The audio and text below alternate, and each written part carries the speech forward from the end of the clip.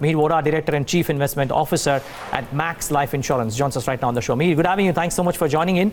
So far, so good this earnings season, or would you believe the climax begins to start now with the banks starting to chip in earnings, Axis beginning today?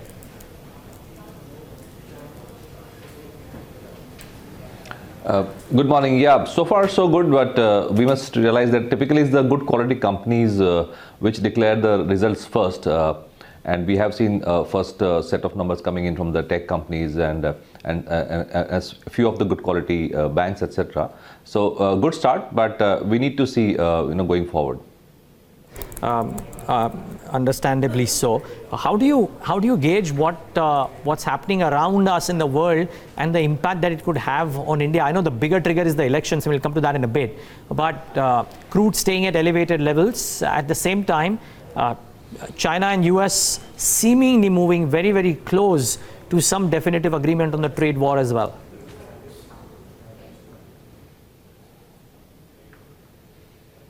So I don't think the market's factoring in any big disruption from US-China relations, given the positive slate of numbers that have come in from the US companies in this season. The US markets are almost at an all-time high. So to that extent, the US sentiment seems to be okay, and they don't seem to be too concerned about the US-China issue. Oil, however, is an issue for India, and that's something that's not gone in our way for the last few weeks. And neither has the currency, Mihir. We're now back up above 70.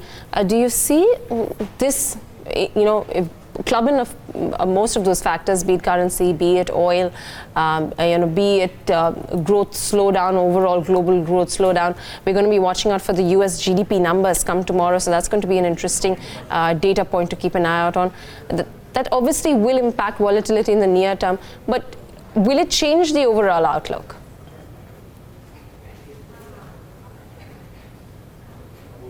So broadly, if you look at the global outlook, it's not as good as 2018, which was a good year, but still not too bad. So it's kind of a mixed view, where we are saying that the global economy probably will grow at about 3% or a little above that, which is lower than the 3.5% or that we saw last year, but still not too bad. So that's the base case that we and the entire, the consensus seems to be working on.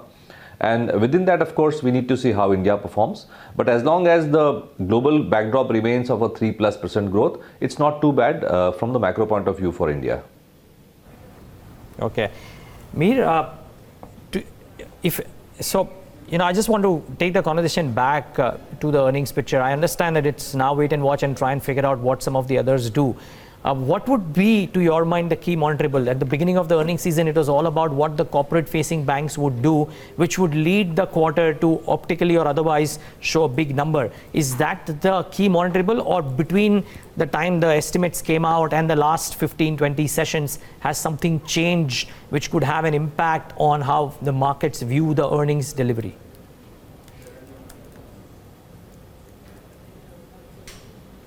In the last month or so, not much has changed, frankly, and the view continues to remain that the private sector corporate-facing banks should probably see the worst of the NPA, etc., in this quarter or the next, and probably get back to good growth trajectory from the next couple of quarters onwards.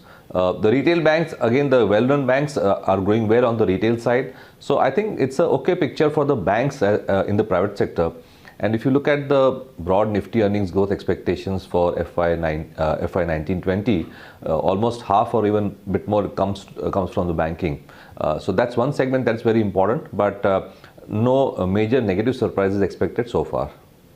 Do you feel that the liquidity is on its way to mending? You've got the RBI constantly trying to maintain sufficient liquidity through various routes, to currency swaps. You've got OMOs. Now they've announced yet another one. Do you think that's enough?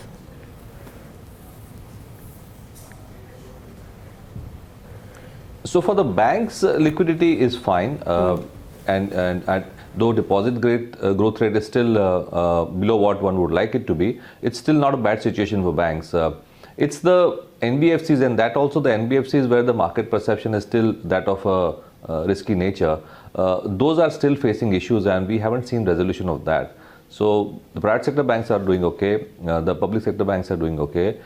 Within the NBFCs, the haves which are perceived to be safer are getting as much money as they need. But the places where the NBFCs are perceived to be risky and lending to the riskier segments are still not getting enough liquidity.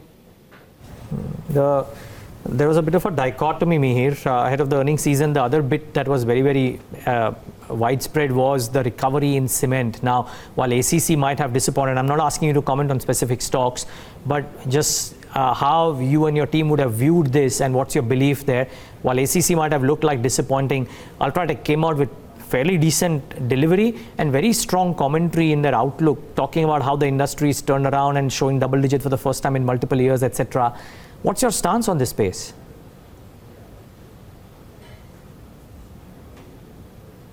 So we are seeing some kind of discipline on pricing, and as you have been noticing in the last couple of months, we have seen 30 to 50 rupees jump in prices mostly all over India.